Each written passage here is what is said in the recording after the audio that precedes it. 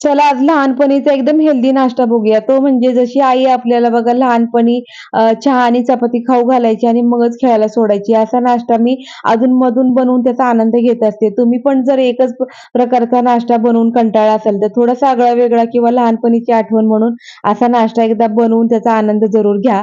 तर इथं मी सकाळी मुलांच्या टिफिनसाठी गव्हाचं पीठ सकाळीच मळून ठेवलं होतं आणि ते छान मुरलं होतं.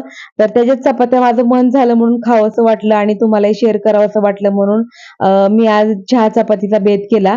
तर एका साईडला मी एक चहाचं पातेलं ठेवलेलं आहे. त्याच्यामध्ये 1 कप पाणी घातलेलं आहे.